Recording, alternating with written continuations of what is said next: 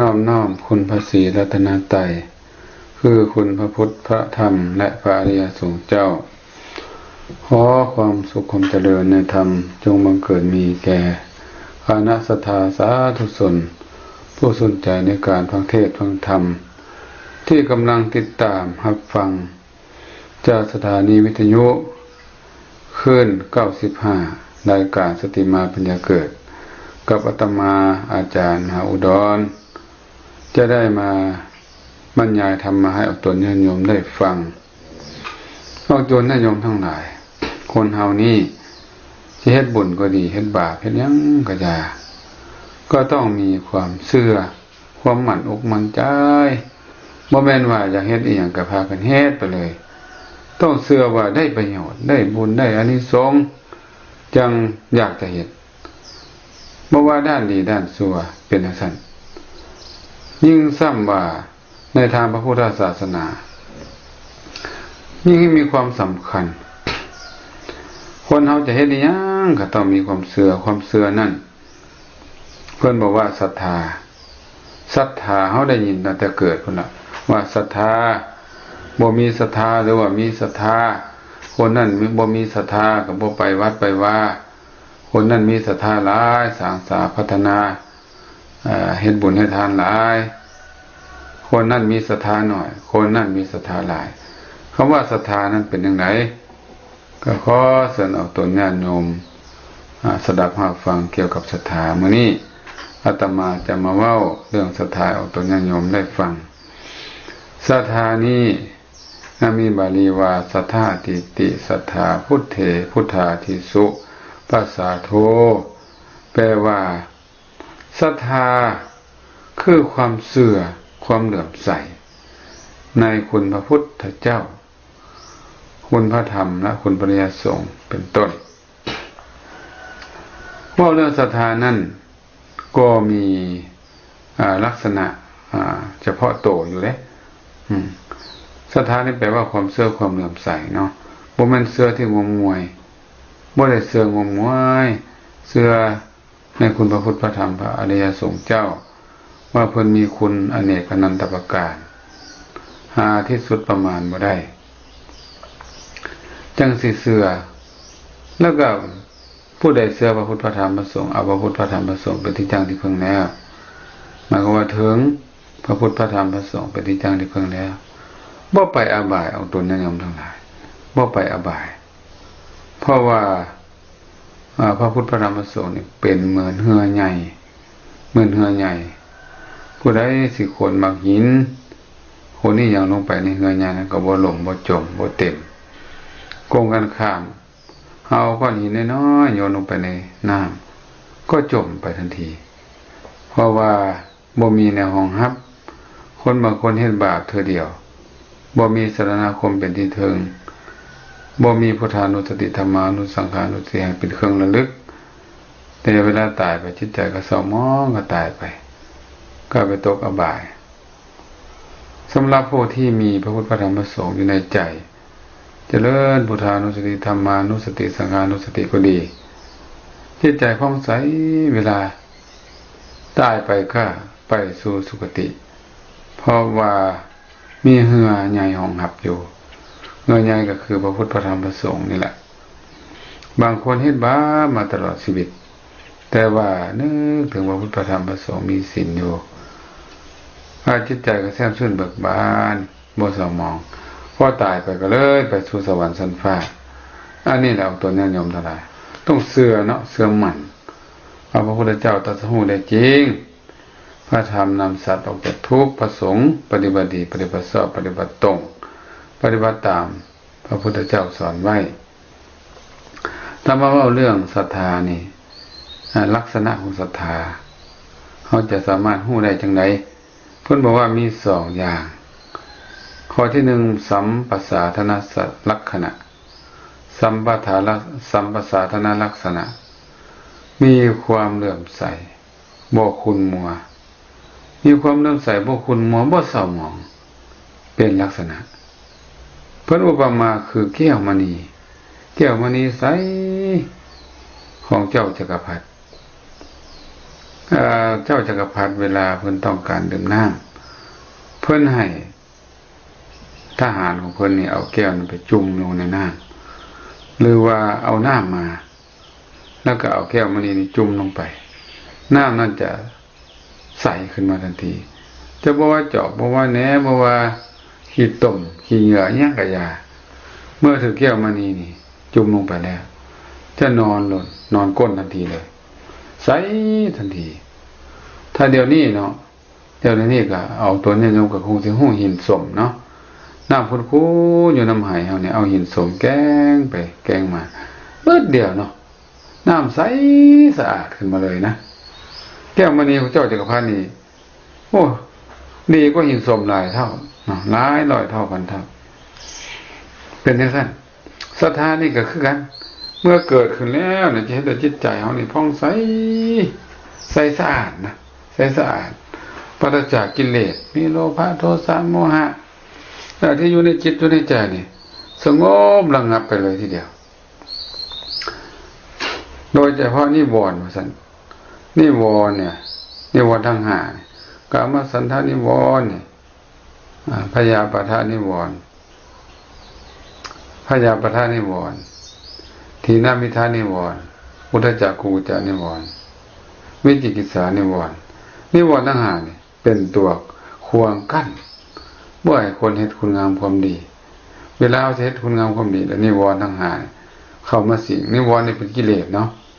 กามสันทานิวรณ์ก็คิดเรื่องกามทั้งหลายรูปเสียงกลิ่นรสสัมผัสที่ดีๆงามๆนี่ได้เกิดราคะโทสะเกิดราคะกิเลสเกิดขึ้นในจิตในใจพยาปทานิวรณ์เนี่ย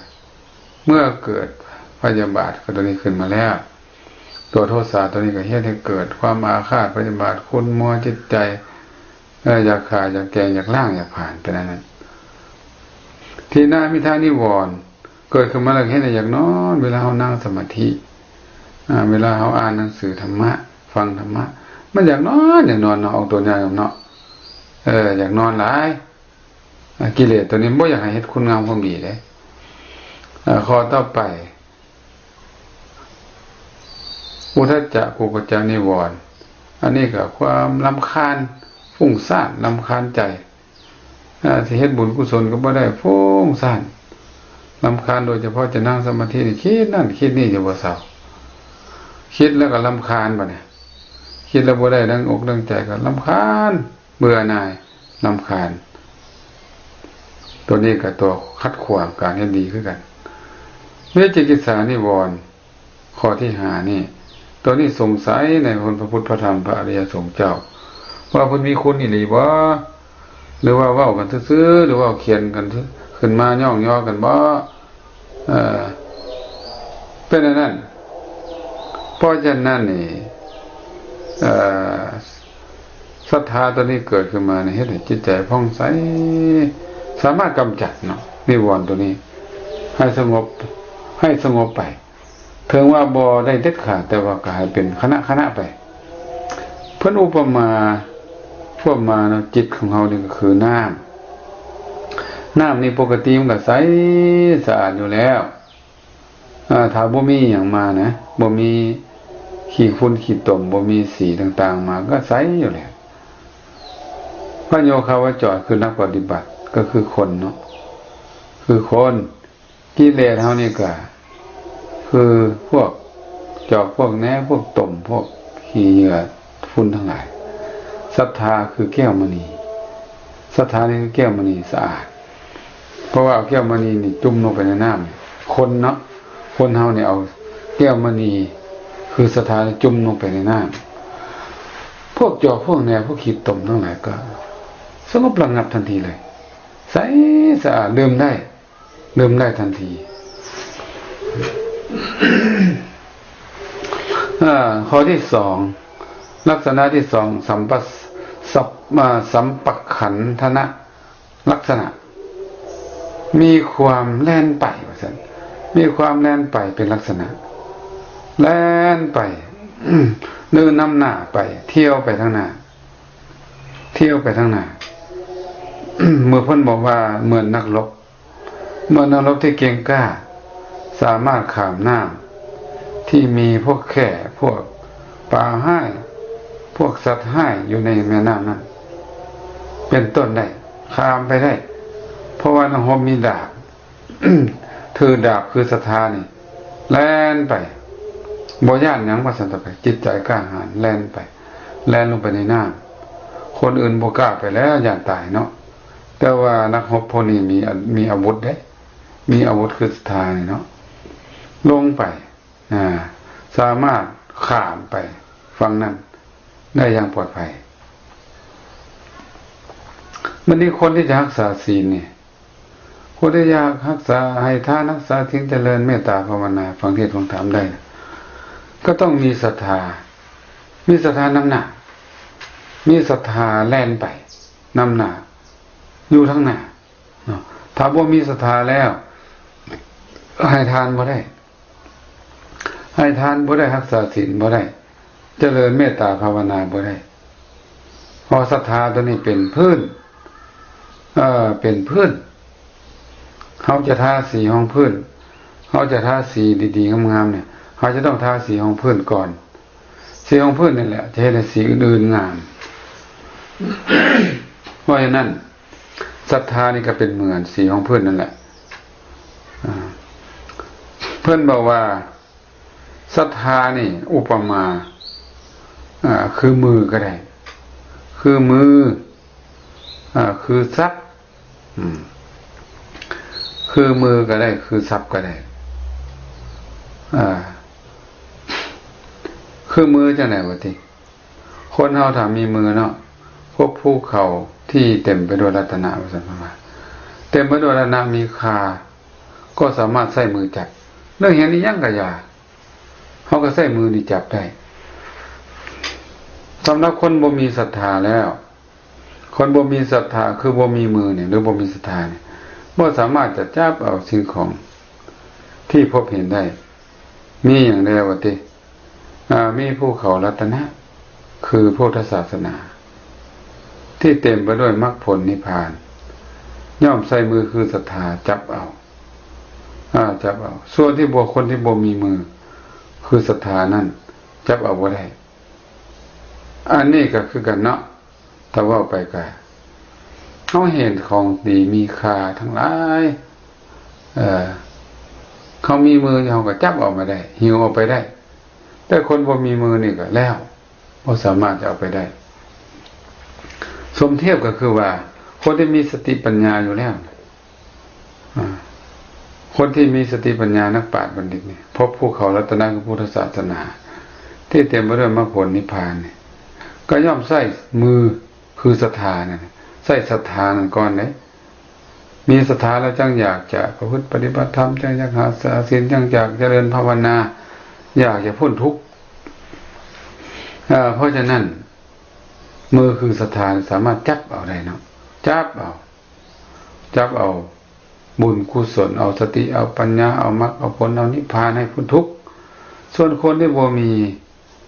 มีมือคือศรัทธาจับเอาอย่างนี้จับเอาอย่างบ่ได้เลย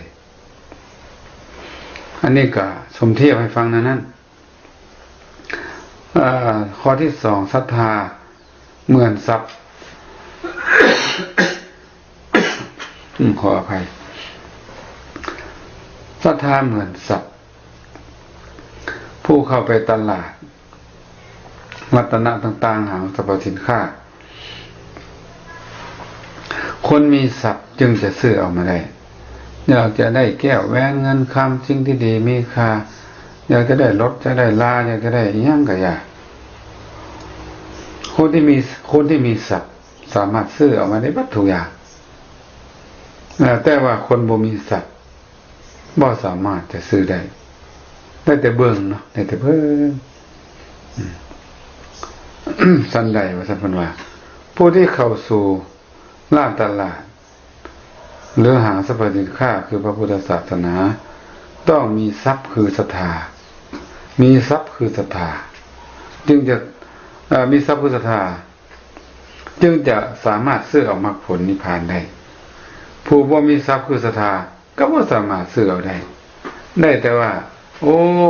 เห็นเพิ่นได้เนาะเห็นเพิ่นได้ตัวเองบ่ได้แล้ว ผู้นั้นได้บรรลุธรรมอันนั้นคนนั้นคนนี้ได้ผู้นั้นได้บรรลุธรรมขันนั้นขันนี้เฮาผู้บ่มีศรัทธานี่ก็ได้แต่ได้ยินได้ฟังได้แต่อนุโมทนาไปบ่สามารถจะได้พระพุทธองค์เพิ่นยังตรัสศรัทธาว่าสัทธีทวิตังปุริสะเศรษฐังศรัทธาเป็นทรัพย์เครื่องปลื้มใจอันประเสริฐของคนในโลกนี้ของคนในโลกนี้หมายความว่าศรัทธานี่คือทรัพย์อันประเสริฐทีเดียวอันประเสริฐของคนในโลกเพราะมีศรัทธาแล้วสามารถให้ทานรักษาศีลเจริญภาวนาแล้วได้บรรลุมรรคผลนิพพานได้ทุกระดับให้ทุกระดับเลยข้อที่สามศรัทธาเหมือนเม็ดพันธุ์พืชว่าซั่นเหมือนในพืชผู้ที่มีเม็ดพืชเนี่ยเม็ดพันธุ์พืชเนี่ยจึงสามารถหว่านลงในพื้นดินที่มีลมมีฝนดีสามารถออกดอกออกผลได้ส่วนผู้มีศรัทธาส่วนผู้บ่มีเม็ดพืชว่าซั่นบ่มีเม็ดพืชจะหว่านลงไปบ่ได้ผู้ที่มีเมล็ดพืชคือศรัทธาย่อมหว่านลงไปในพื้นดินคือพระธรรมพื้นดินตัวนี้คือพระธรรมส่วนผู้บ่มีศรัทธาจะหว่านลงไปบ่ได้ดังมีพระดำรัสเพิ่นได้ตรัสไว้ว่าศรัทธาภิสังตโปอุทิศรัทธาเหมือนเม็ดพันธุ์พืชตบะเหมือนฝนเพราะฉะนั้นผู้ที่จะพึ่งปฏิบัติธรรมทุกระดับขาดศรัทธาบ่ได้ขาดบ่ได้ศรัทธาถ้าขาดศรัทธาแล้วก็บ่ต่างอย่างกับต้นไม้ที่บ่ได้รดน้ำจะเหี่ยวแห้งไปเหี่ยวแห้งไปตายไปผู้ที่บวชอยู่ในพระพุทธศาสนาภิกขุภิกขุณีสมณเณรก็อาศัยศรัทธา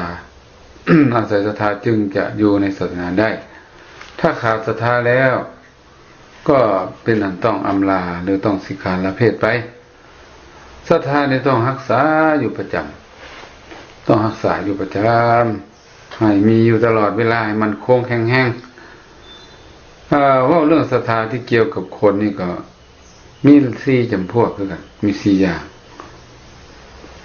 ข้อที่1อาคัมมนศรัทธาอาคัมมนศรัทธานี่แปลว่าศรัทธาที่ดำเนินมาศรัทธาที่ดำเนินมาคือศรัทธาของพระพุทธเจ้านั่นเองของพระพุทธเจ้าของพระโพธิสัตว์นั่นแหละเพราะว่าศรัทธาชนิดนี้นี่ได้มาแล้วเนี่ยตั้งแต่มีอภินิหารคือทรงน้อมพระทัยไปเพื่อการตรัสรู้เป็นพระพุทธเจ้ามันก็ว่ามีจิตใจเนาะปรารถนาเป็นพระพุทธเจ้าเพื่ออยากช่วยเหลือสัตว์โลกนี้ให้พ้นจากโอฆาสงสารให้พ้นจากความทุกข์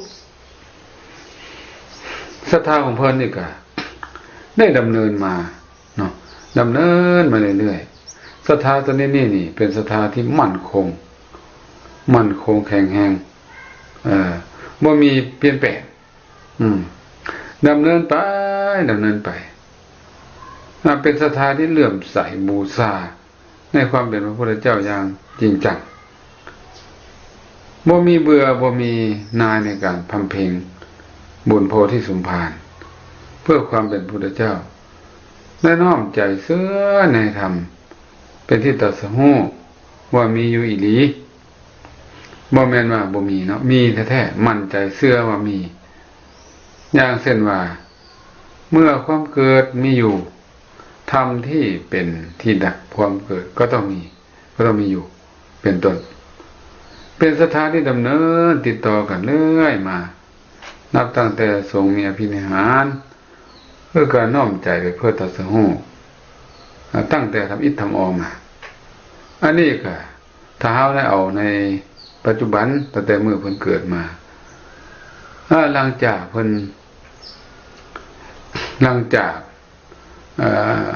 นมีอายุยังน้อยอยู่พอเพิ่นพาไปแห้งนาขวนเพิ่นก็นั่งสมาธิก็ได้ปฐมฌานแล้วต่อจากนั้นก็เพิ่นก็ใหญ่ขึ้น ไปเที่ยวเห็นเทวทูตเห็นเทวทูตเห็นคนเกิดเห็นคนแก่คนเจ็บคนตายเห็นสมณะจิตใจก็น้อมไปเพื่อจะบวชเพื่อจะตรัสรู้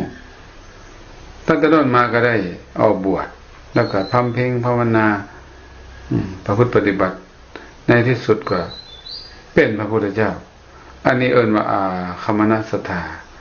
ศรัทธาที่ดำเนินเป็นต้นมาตั้งแต่ต้นจะเอาพูดแล้วตั้งแต่เริ่มต้น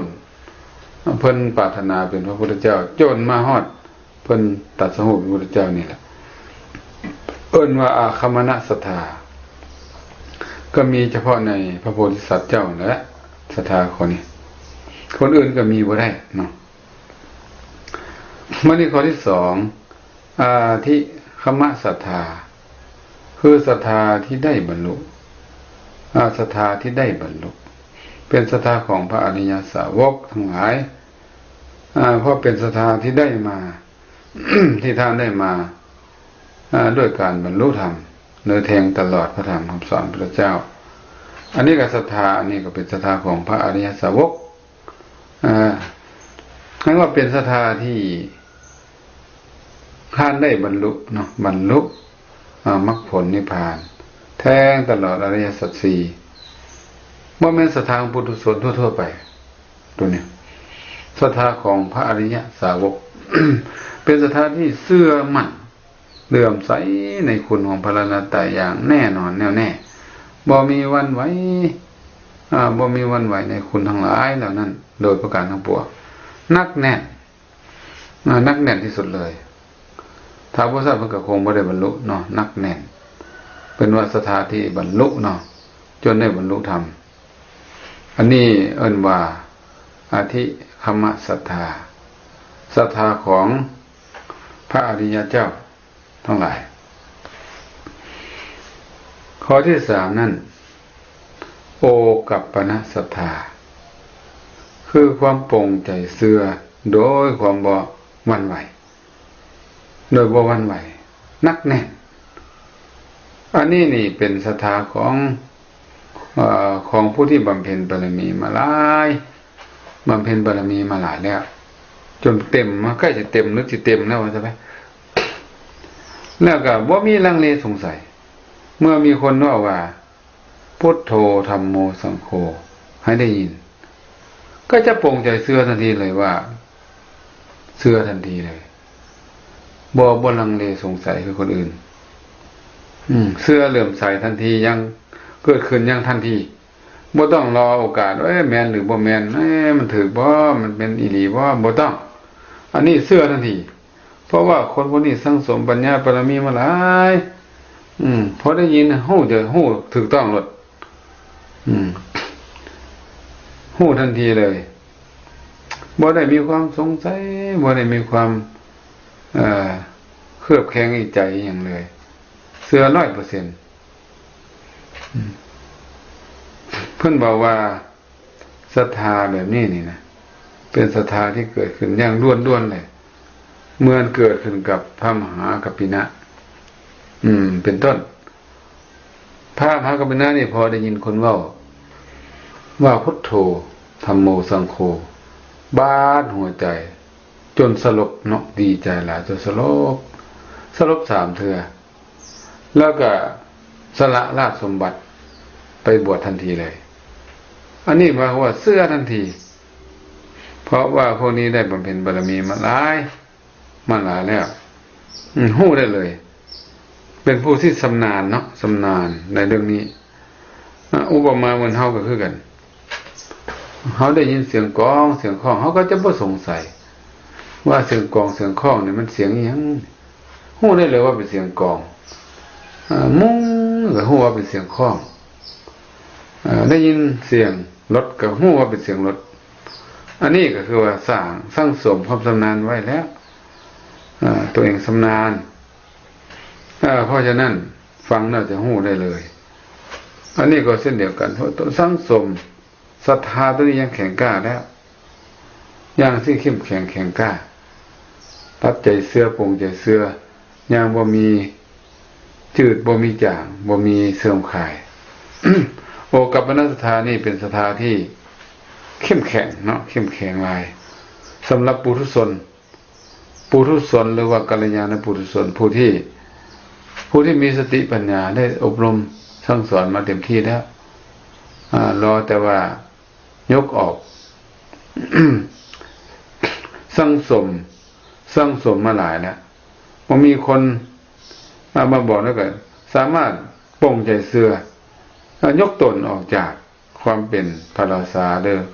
ว่าบ้านเฮือนทันทีไปบวชเนาะพระมหากษัตริย์ได้ไปบวชเป็นพระภิกษุในพุทธศาสนาในที่สุดก็ได้สำเร็จ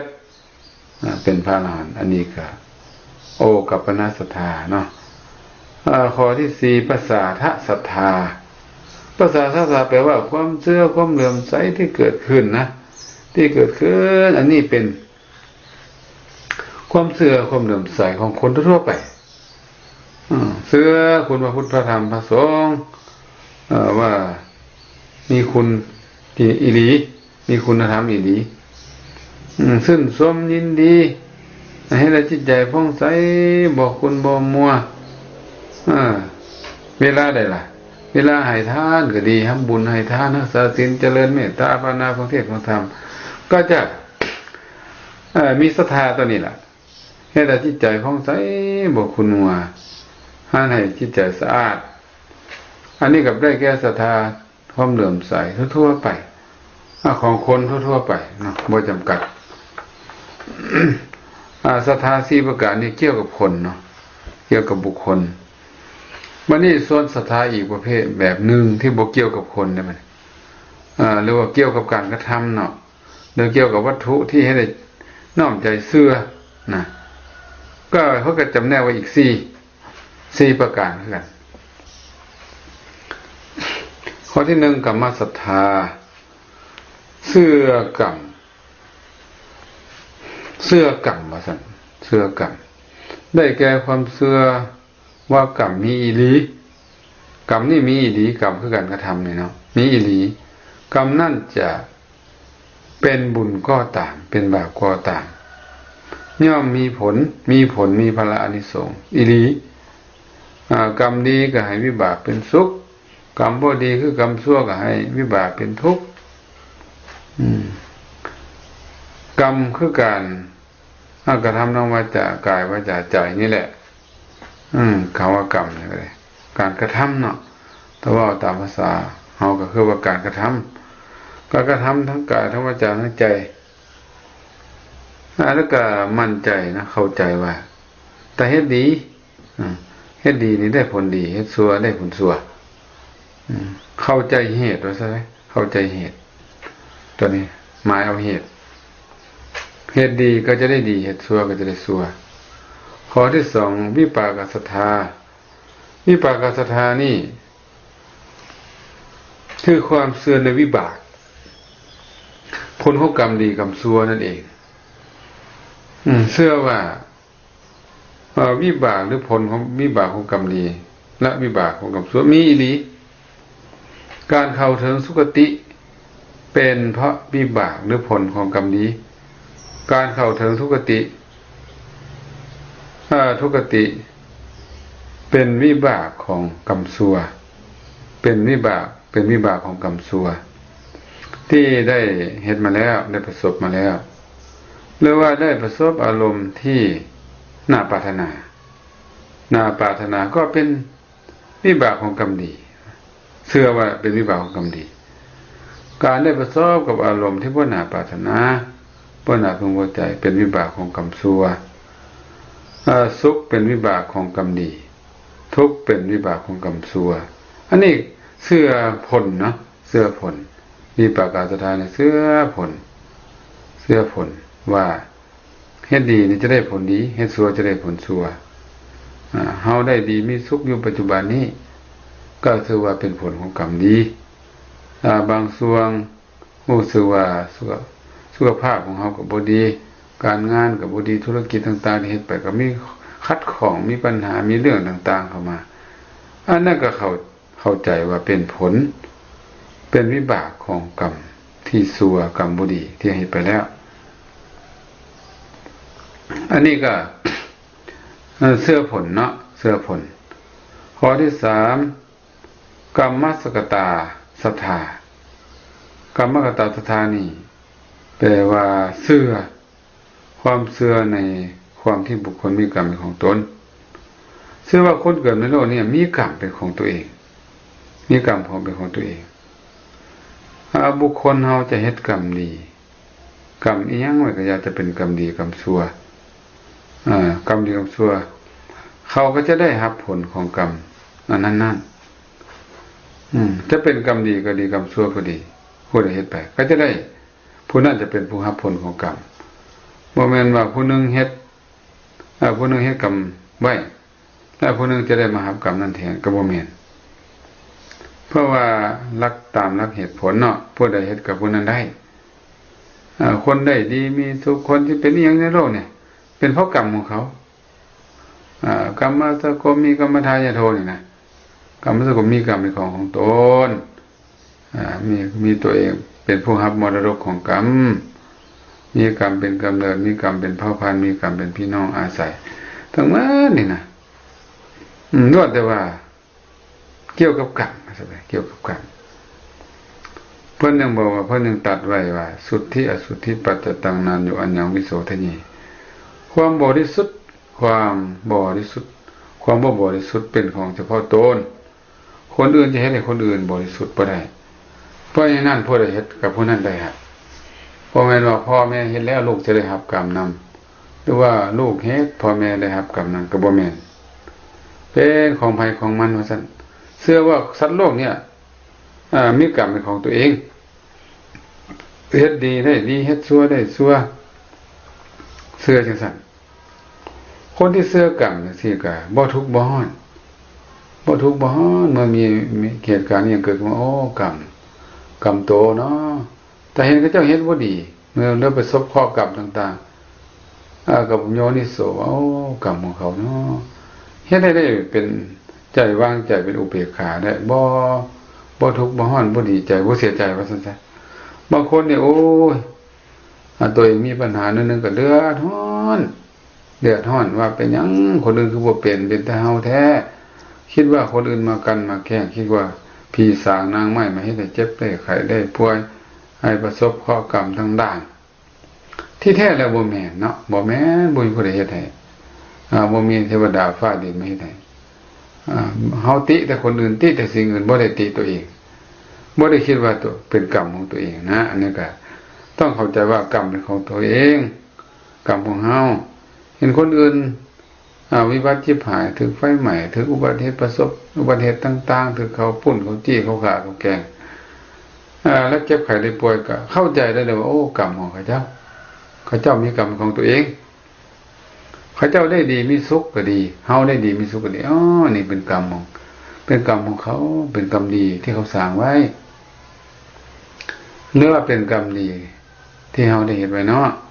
จึงได้อยู่สุขสบายจังซั่นเพราะนี่ข้อที่4ศรัทธาข้อที่4ตถาคตโพธิศรัทธาอันนี้ก็เชื่อในความตรัสรู้ของพระพุทธเจ้าเชื่อปัญญาของเพิ่นว่าพระองค์นี้มีพระปัญญาหลายปัญญาสามารถตรัสรู้พระธรรมได้อีหลีเนาะได้อีหลีบ่แม่นว่าเพิ่นเว้าเล่นเว้าตัวเนาะพระตถาคตเป็นผู้ตรัสรู้จริงตรัสรู้อีหลีหมวดธรรมใดตรัสว่าน้ำมาซึ่งคุณประโยชน์นำมาซึ่งคุณประโยชน์หมวดธรรมนั้นย่อมนำมาซึ่งคุณประโยชน์ได้อีหลีแก่ผู้ประพฤติปฏิบัติได้จริงหมวดธรรมใดตรัสว่าเป็นอันตรายหมวดธรรมนั้นย่อมนำมาซึ่งความอันตรายแก่ผู้สมทานประพฤติปฏิบัติอยู่จริงอีหลีเป็นของแท้พระพุทธเจ้าตรัสคำใดก็เป็นคำนั้นเนาะเพราะว่าพระองค์มีพระสัมยุตตัญญาณรู้ทุกสิ่งทุกอย่างโลกวิถูเป็นผู้แจ้งโลกสามารถรู้กรรมของสัตว์เพราะนั้นบัญญัติธรรมอันใดแสดงธรรมอันใดก็เป็นสัจธรรมหมดเพิ่นบอกว่าเฮ็ดดีได้ดีเฮ็ดชั่วได้ชั่วก็ตรงตามนั้นเลยตรงตามนั้นเลยผู้ใดให้ทานรักษาศีลเจริญภาวนาผู้นั้นจะได้มนุษย์สมบัติสวรรค์สมบัตินิพพานสมบัติก็ตรงตามนั้น อันนี้ก็เชื่อในพระปัญญาของพระองค์ว่าสามารถตรัสรู้ได้จริงเนื่องจากพระองค์ได้บำเพ็ญเพียรมาเพิ่นบ่มีครูบาอาจารย์สอนเพิ่นนั่งปฏิบัติด้วยตัวเองค้นคว้าด้วยตัวเองจนได้บรรลุมรรคผลนิพพานเพิ่นสั่งสมปัญญาบารมีมาเต็มที่เพราะนั้นพวกเฮาสาวพุทธทั้งหลาย เฮาจะเฮ็ดอีหยังก็ต้องพิจารณาเนาะหินตองเอาแต่เสื้ออย่างเดียวก็งมงวยเด้เห็นอีหยังก็เสื้อเห็นต้นกล้วยเนาะปีกล้วยออกจากกลางน้ำต้นน่ะสินะก็เชื่อว่าเป็นสิ่งศักดิ์สิทธิ์มงคลเห็นตัวหมูหาเล็บหาขาก็ว่าเป็นสิ่งศักดิ์สิทธิ์ไปขาไปไหวบ่แม่นนั่นนะเห็นต้นไม้ใหญ่ก็โอ้มีเทวดาศักดิ์สิทธิ์สิอำนวยความสะดวกสิดลบันดาลให้ประทานพรให้จังซั่นจังซี่ก็ไปขาไปไหวก็บ่แม่นหรือว่ามีคนมีคนข่าวลือบอกว่ามีพระองค์นั้นคนนั่นคนนี้เป็นผู้วิเศษวิโส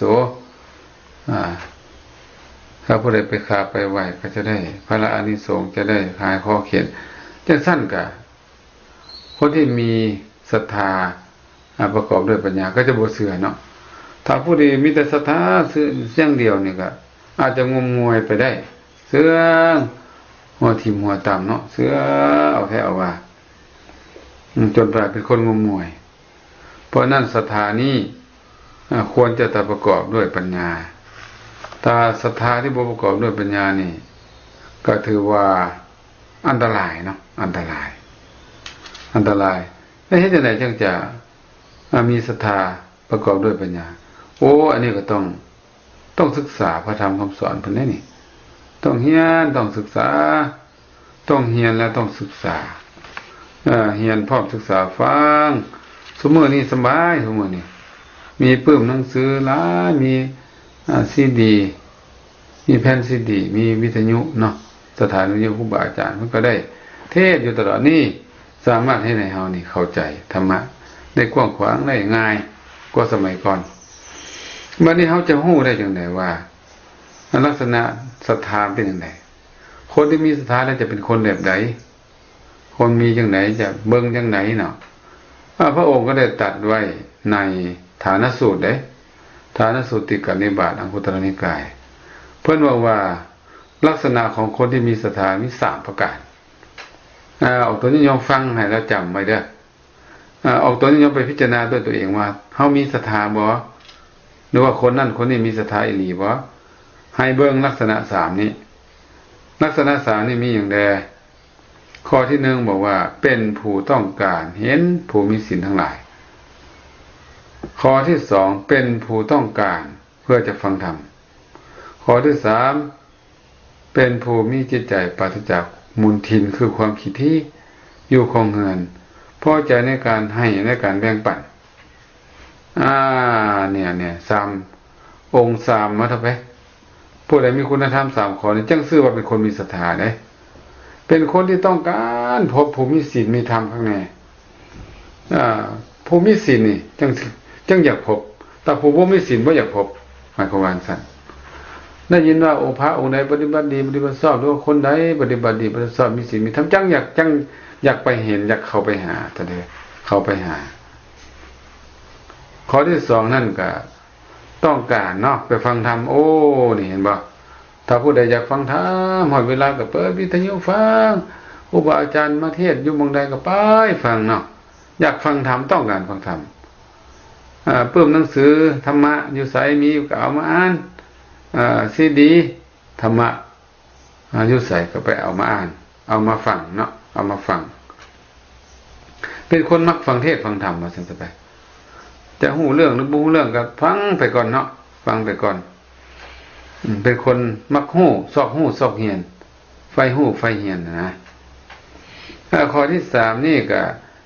เป็นผู้มีจิตใจปราศจากมลทินคือความขี้ที่อันนี้นี่จิตใจนี่บ่ขี้ที่ขี้เหนียวพอใจยินดีพอใจในการทำบุญให้ทานในการแบ่งสรรปันส่วนแบ่งข เขาไปขอให้คนอื่นบ่แม่นว่าแต่ทานให้พระให้เจ้าอย่างเดียวเนาะเพื่อนมิตรเพื่อนบ้านต้องการนี่อย่างก็แบ่งให้มักเฮ็ดบุญให้ทานนะมักเฮ็ดบุญมักให้ทานอันนี้3ข้อนี่เนาะ3ข้อนี่นะถ้าผู้ใดมีครบ3ข้อนี่ก็ถือว่าเป็นคนที่มีศรัทธาเนาะมีศรัทธาแล้วก็ศรัทธานี่ก็แบ่งออกเป็น2อีกแน่น่ะศรัทธาของคนธรรมดาทั่วไปกับศรัทธาของพระอริยะศรัทธาของคนทั่วไปนี่นะเป็นศรัทธาที่วันไหวเอิ้นว่าจะละศรัทธาวันไหวนับถืออยู่เชื่ออยู่แต่ว่าบ่แน่นอนเอาไปมากก็บ่เชื่อก็มีเปลี่ยนแปลงได้อยู่ตลอดเวลาเขาชวนไปเสื้อผีเสื้อสางเสื้อแนวงมวยก็ไปนำเขาเจ้าอยู่เขาบอกว่าโอ้ต้นไม้ต้นนั้นดีเข็ดได้ผู้ใดไปขาไหว้บูชาได้โชคได้ลาภได้ไปอันใดเขาว่าดีไปเบิดนะอันนี้บ่แม่นเด้ศรัทธานี่ต้องเชื่อในพระพุทธพระธรรมพระสงฆ์เชื่อมั่นและประพฤติปฏิบัติตามเด้บ่แม่นศรัทธาผู้ใดว่าดีแล้วว่าไปนำบ่แม่นเด้บ่แม่นหอยลอยตามคาดเด้เนาะเขาพาไปพวกมากลากไปนี่นะมีคนนับถือหลายมีคนไปหลายก็ไปสิบ่แม่นเด้ต้องเบิ่งพิจารณาด้วยปัญญาซะก่อนอันนี้ถือว่าศรัทธาที่เป็นจละศรัทธาจละที่ว่าศรัทธาที่วันไหวพร้อมที่จะขาดอยู่ตลอดพร้อมที่จะเปลี่ยนแปลงอยู่ตลอดในขณะที่ถือพระพุทธเจ้าก็ยังถือผียังถือพราหมณ์อยู่หิ่งบูชาก็ยังเอารูปฤาษีรูปมันพระพิฆเนศพระพรหมมาใส่ก็บ่ถือว่าเป็นผู้ที่มีศรัทธาในพระรัตน์ไตรแล้วยังหวั่นไหวอยู่เนาะยังหวั่นไหวอยู่แล้วก็ศรัทธาที่2ศรัทธาพระอริยบุคคลเอิ้นว่าอาจารศรัทธาศรัทธาที่บ่หวั่นไหวผู้ใดที่บ่ว่าหยังก็อย่าบ่ว่าถ้าเจ้าบ่นับถือพระพุทธเจ้าเนี่ยเขาสิให้100ล้านก็บ่เอาพวกนี้มันบ่หวั่นไหวแล้วพวกนี้บ่หวั่นไหวเที่ยงแล้วนี่แน่นอนเนาะแน่นอนบ่เปลี่ยนแปลงผู้ใดสิขาก็อย่าผู้ใดสิขาก็อย่าถ้าผู้ใดออกปากว่าคอยถือพระพุทธเจ้าพระธรรมพระสงฆ์สิตัดคอก็อย่าเท่าไปบ่ย่านอันนี้ศรัทธาพระอริยเจ้าตั้งแต่โสดาบันเป็นต้นไปฮอดอรหันต์ศรัทธานี่โอ้มันคงเด้นี่มันคงแท้ๆเลยนี่บ่มีวันไหวบ่มีเสียสูญเสียแล้ว มันนี่ผู้ที่มีศรัทธาเนาะมีศรัทธาดังกล่าวมาจะมีอานิสงส์ไหนออกตัวโยมอานิสงส์ของศรัทธาหาประการพุ่นเด้อานิสงส์ของแต่ละอย่างเนาะทานก็มีอานิสงส์ศีลก็มีอานิสงส์ภาวนามีอานิสงส์ศรัทธาผู้ที่มีศรัทธาก็มีอานิสงส์เช่นเดียวกันในพระสูตรศรัทธานิสังสสูตรเพิ่นได้ตัดพระพุทธเจ้าได้ตัดอานิสงส์ของผู้ที่มีศรัทธาไว้5อย่างนั้นมีอย่างใด5อย่างนั้นก็ข้อที่1บอกว่าสัตตบุรุษผู้ที่สงบบาปเมื่อจะอนุเคราะห์หรือช่วยเหลือเนี่ยนะก็อนุเคราะห์ผู้ที่มีศรัทธาก่อนคนที่บ่มีศรัทธาเพิ่นที่อนุเคราะห์หมายความว่า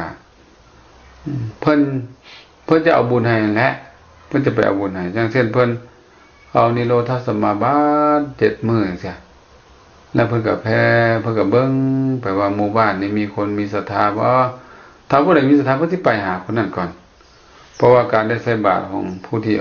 พระที่ออกจากนิโรธสมาบัตินี้ได้อานิสงส์หลายให้ท่านตามในมื้อนั้นเลยเด้ในมื้อนั้นเลยเพราะนั้นจะได้รับโชคก่อนหมู่เลยเนาะข้อที่2สัตตบุรุษผู้ที่สงบบาปเมื่อจะเข้าไปหาไผก็ตามก็เข้าหาผู้มีศรัทธาก่อนคนอื่นที่บ่มีศรัทธานั่นแหละเข้าไปหาเพิ่นเข้าไปหยังล่ะเข้าไปหาบางเทื่อก็ไปบิณฑบาตบางเทื่อก็ไป เว้าธรรมะธรรมโมอีหยังให้ฟังเนาะเข้าไปหาไปสนทนาอันนี้ก็แม่นต้องเข้าไปหาผู้มีศรัทธาก่อนเอาบุญไปให้ก่อนว่าซะไปเฮาก็เมื่อเพิ่นเข้ามาหาแล้วเฮาก็ได้ต้อนรับครับสู่ปู่อาสนะให้แล้วก็มีหยังถวายทานก็ถวายมีน้ำดื่มมีหยังก็ถวายก็จะได้บุญอีกนี่ก็ได้บุญเนาะข้อที่3สัตบุรุษผู้สงบบาปเมื่อจะต้อนรับว่าซั่นก็ต้อนรับคนที่มีศรัทธาก่อนคนที่บ่มีศรัทธาหมายความว่าคนจำนวนหลงหลายที่มาหาเพิ่นนี่นะที่มาเพิ่นจะเลือกต้อนรับคนที่มีศรัทธาก่อนมีศรัทธาก่อนคนที่บ่มีศรัทธาเอาไว้น้ำหลังเห็นว่าอำนาจของศรัทธาบ่แม่นธรรมดาเด้ขนาดไปใส่ก็ต้องมีคนต้อนรับว่าซั่นเนาะเพราะฉะนั้นเอาตนญาติโยมทั้งหลายผู้ที่มีศรัทธานี่บ่แม่นธรรมดาเด้ผู้สงบกิเลสผู้ที่เป็นสัตบุรุษนี่ให้ความสำคัญว่าซั่นซะเห็นนี่ต้อนรับทันทีเลยข้อที่4นี่เพิ่นบอกว่าสัตบุรุษผู้สงบบาปเมื่อจะแสดงธรรมก็ย่อมแสดงธรรมแก่คนที่มีศรัทธาก่อนคนที่บ่มีศรัทธาเวลาที่แสดงธรรมให้ฟังบัดนี้เพิ่นก็เบิ่งก่อนผู้ใดมีศรัทธาเนี่ยคนนี้เองมีศรัทธาเพิ่นก็แสดงธรรมให้ก่อนฟังก่อนเนาะคนอื่นก็ไว้น้ำหลังเนาะน้ำหลังคือว่าเป็นบ่ให้ความสำคัญปานใดหรือให้ความสำคัญน้อยลงเพิ่นให้ความสำคัญกับคนที่มีศรัทธาเนาะพระพุทธเจ้าก็เหมือนกันเด้เพื่อจะไปแสดงธรรมให้ผู้ใดฟังนี่เพิ่นเบิ่งก่อนเด้มีศรัทธาบ่มีบุญกุศลบ่ถ้ามีศรัทธาแล้วเพิ่นสิเสด็จไปเทศให้ฟังอยู่ไสอยู่ใกล้อยู่ไกลบ่สำคัญเพิ่นไปหาเบิดแสดงธรรมให้ฟังข้อที่5นี่สัตบุรุษผู้สงบบาปเมื่อจะผู้สงบบาปเนี่ยนะผู้ที่มีศรัทธาเนาะผู้ที่มีศรัทธาเวลาตายไปเนาะข้อที่5นี่ผู้ที่มีศรัทธาตายไปจะไปเกิดบนสวรรค์สุคติโลกสวรรค์มีถึง6ชั้นเนาะจาตุมดาวดิงสาญามาตุสิตานิมานาติปรนิมิตามี6ชั้นเพราะนั้นผู้ที่มีศรัทธาอยู่ตายไปแล้วครับบ่ผิดหวังก็ไปเสวยสุขอยู่ในเมืองแมนแดนสวรรค์สะดวกสบายนี่อนุสงฆ์5ข้อนี่ว่าซั่นซะ5ข้อจะได้รับ5ข้อเลยถ้าผู้ใดมีศรัทธานี่เพิ่นอุปมาสมเทียบเหมือนต้นไม้ใหญ่ต้นไม้ใหญ่มีหมากมีหมเนาะมีหมากก็หลายมีหมเงาหลายตั้งอยู่ทางสี่แยกตั้งอยู่ทางสี่แยกเพิ่นว่าต้นไม้ต้นนั้นจะเป็นที่พึ่งของนกเป็นที่พึ่งของนกสันใดกุลบุตรผู้มีศรัทธาก็สันนั่นคือกันย่อมเป็นที่พึ่งของชนหมู่หลายชนหลายจำพวกคือภิกขุภิกขุณีอุปสมบทกาต้นไม้ใหญ่เนี่ยนะที่มีหมากและมีโฮมเงาเนี่ยนะหลายเนี่ยนกหนูปูปีก็จะไปโซนโฮมต้นไม้ใหญ่นั้นผู้มักโฮมตัวใดมักโฮมก็เข้าไปโซนโฮมได้ตัวใดมักกินหมากก็ไปกินหมากได้นะสัตว์สาวาสิงไปกินหมากต้นไม้เนาะแล้วก็นอนโฮมเย็นๆอันนี้ก็คือกันละผู้มีศรัทธาเนี่ยมีศรัทธาเวลาเข้าไปหาเนาะเข้าไปหาก็มีอย่างกับบ่ขี้ทีแบ่งปันให้เบิดเป็นที่พึ่งของภิกขุภิกขุณีอุปสมบทกาเวลาเข้าไปบิณฑบาตเพิ่นก็ใส่บาตรเนาะพาบาตรใส่น้ำดีอันนี้ก็อานิสงส์ศรัทธา5ประการที่จะต้องได้แน่นอนได้พละอานิสงส์ถึง5อย่างเพราะฉะนั้นออกตนญาติโยมทุกคนถ้าผู้มีศรัทธาแล้วก็จะเป็นเหตุเป็นปัจจัยให้ได้ให้ทานรักษาศีล ตตาภาวนาไหวพระสวดมนต์แล้วก็ปฏิบัติธรรมก็จะได้เป็นปัจจัยเนาะเป็นเหตุเป็นปัจจัยให้ได้มนุษย์สมบัติสวรรค์สมบัตินิพพานสมบัติผู้มีศรัทธาแล้วนี่นะเฮ็ดหยังก็บ่ลำบากสร้างคุณงามความดีทุกสิ่งทุกอย่างก็บ่ลำบากเฮ็ดได้ง่ายเพราะนั้นศรัทธานี่เกิดยากเด้เกิดยากและก็ทำลายง่ายเกิดขึ้นในจิตในใจของเรานี่ยากเด้แล้วก็เวลามันจะเสื่อมก็เสื่อมง่ายเพิ่นอุปมาสมเทียบเหมือนต้นไม้เฮาปลูกต้นไม้บ่หลายปีก็จะได้กินหมากกินผลต้องคอยใส่ปุ๋ยหดน้ำยงดินให้ค่อยๆใหญ่ขึ้นเป็นตามระดับหลายปีจังต้นใหญ่แล้วจะได้กินหมากกินผลแต่ว่าเวลาสิทำลายล่ะทำลายก็บ่ยากเนาะบ่ทำลายบ่ได้ยากเอาเลื่อยมาตัดหรือเอาผ้ามาตัดขวานมาตัดก็หักภายในเวลาอันไวๆนั้นเพียงเวลานั้นบ่ถึงชั่วโมงขาดแล้วว่านับระยะการเวลาที่เฮารักษาบรวัตปลูกฝังมาเนี่ยโอ้หลายศรัทธาก็คือกันกว่าจะมีความเชื่อความเลื่อมใสในพระนัตไตรเชื่อว่าเฮ็ดดีได้ดีเชื่อกรรมและผลของกรรมเชื่อว่าสัตว์โลกนี้มีกรรมของตัวเองเชื่อว่าเฮ็ดดีได้ดีเฮ็ดชั่วได้ชั่วเชื่อนรกสวรรค์เชื่อว่าคุณพ่อคุณแม่มีอีหลีชาตินี้ชาติหน้ามีอีหลีบ่ก็จะเชื่อเนาะก็จะปลงใจเชื่อก็จะให้ฮู้จักรักษาศีลฮู้จักให้ทานรักษาศีลภาวนาฮู้จักอันนั้นอันนี้ก็บ่แม่นง่ายๆเอาตัวนี้ยอมศรัทธาตัวนี้ก็จะเกิดก็บ่แม่นง่ายเพราะนั้นเมื่อเกิดแล้วก็พยายามประคับประคองศรัทธานี้ให้มั่นคงอยู่เสมอให้มีกำลังอยู่เสมอจะได้เปลี่ยนให้แปลงแต่ว่าศรัทธาจะตกแล้วศรัทธาเฮานี่เริ่มตกไปแล้วเอาเฝ้าดึงขึ้นมาศรัทธาตกศรัทธาเฮาตกศรัทธาเฮาอ่อนกำลังลงเฮาสิจังได๋เฮาต้องไปหาคนที่มีศรัทธาเขาไปหานักปราชญ์บัณฑิตครูบาอาจารย์ให้เพิ่นเทศนาสั่งสอนศรัทธานั้นก็จะเข้มแข็งขึ้นมาใหม่ศรัทธานั้นจะเข้มแข็งขึ้นมาใหม่เฮาเกิดมาในโลกนี้นะเฮาเกิดมาในโลกนี้นี่ถ้าขาดครูบาอาจารย์ขาดกัลยาณมิตรอบรมพร่ำสอนแนะนำเอาดียากที่จะเกิดศรัทธาก็ยากเพราะฉะนั้นเรามีครูบาอาจารย์เทศนาให้ฟังอยู่ประจำก็ฟังเนาะตั้งใจฟังก็จะได้ความรู้ได้เข้าใจได้มีสติมีปัญญาคนที่มีปัญญาเนี่ยศรัทธาก็จะมั่นคงนำเด้มั่นคงเด้เกื้อกูลกันเด้ศรัทธาประกอบด้วยปัญญาเนี่ยเชื่อบ่แม่นงมงวยเชื่อแบบมีเหตุมีผลเนาะเชื่อมีเหตุมีผลเด้บ่แม่นพระเจ้าเว้ายังไงเชื่อแล้วเพราะนั้นต้องฟังธรรมะธรรมโมให้เกิดสติเกิดปัญญาเพื่อจะได้เป็นอุปการะต่อศรัทธาศรัทธานั่นเป็นเหตุอยากฟังธรรมศรัทธานั่นเป็นเหตุอยากให้ทานรักษาศีลเจริญภาวนาแต่ว่าปัญญานี่เป็นอุปการะอย่างสำคัญต่อศรัทธาเฮ็ดให้ศรัทธานั้นมั่นคงเข้มแข็งตั้งมั่นบ่มีเปลี่ยนแปลงบ่หวั่นไหวเพราะนั้นก็อย่าลืมเนาะ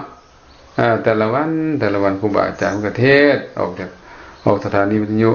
93ขึ้น93รายการสติมหาปัญญาเกิดผู้ใดได้ฟังซ้ำไปซ้ำมาจากครูบาอาจารย์หลายองค์หลายวัดเพิ่นก็มีข้อจบข้องามข้อดีๆงามๆมีเหตุมีผลมาแสดงให้ฟังอยู่เสมอ เฮาได้ฟังเฮาก็จำเอาเทอละเล็กละน้อยจำไปก็ได้ลายขึ้นเป็นกอบเป็นกำจากคนบ่ฮู้ก็เป็นคนฮู้จากคนฮู้น้อยก็เป็นคนฮู้หลายจะกลายเป็นนักปราชญ์บัณฑิตจะกลายเป็นคนที่มีศรัทธาที่ประกอบด้วยปัญญาเข้มแข็งบ่เป็นคนงมงวยเพราะบ่เป็นคนงมงวยลุ่มหลงเนาะก็ขอฝากศรัทธาให้ออกตนญาติโยมเขาว่าศรัทธาก็คือความเชื่อความเลื่อมใสความเชื่อความเลื่อมใสในพระรัตนตรัยคือพระพุทธพระธรรมพระสงฆ์ เชื่อกรรมผลของกรรมเชื่อว่าเฮ็ดดีได้ดีเฮ็ดชั่วได้ชั่วเป็นต้นบ่แม่นว่าเชื่องมงวยที่พากันเฮ็ดอยู่ทุกวันนี้ก็ขอฝากศรัทธาองค์ตนญาติโยมได้เอาไปพึ่งปฏิบัติวันนี้ก็บรรยายธรรมะมาก็พอสมควรกับเวลาแล้วท้ายที่สุดนี้ก็ขอความสุขความเจริญขออำนาจคุณพระศรีรัตนตรัยคุณพระพุทธพระธรรมพระสงฆ์และคุณศีลคุณธรรมคุณบุญกุศลที่เอาตนญาติโยมได้พากันเฮ็ดมาก็ดีอาตมาได้เฮ็ดก็ดีจงมารวมกันเป็นตบะเป็นเดชะเป็นพระวาปัจจัยอำนวยอวยไสให้ท่านผู้ฟังทุกผู้ทุกคนมีแต่ความสุขความเจริญปราศจากความทุกข์ความโศกโรคภัยข้อเขียนเวียนให้อุปทวนอ่อนตายทุกสิ่งทุกอย่างเจริญไปด้วยอายุวันนะสุขะพละเจริญไปด้วยลาภยศสรรเสริญในความสุขทุกประการปรารถนาสิ่งหนึ่งสิ่งใดอันเป็นประธานที่ชอบประกอบด้วยธรรมจะน้ำตนในพ้นจากความทุกข์แล้วก็ขอให้ความมาความปรารถนาทุกสิ่งทุกอย่างจงสำเร็จในที่ทุกสถานในการทุกเมื่อด้วยเถิดสาธุ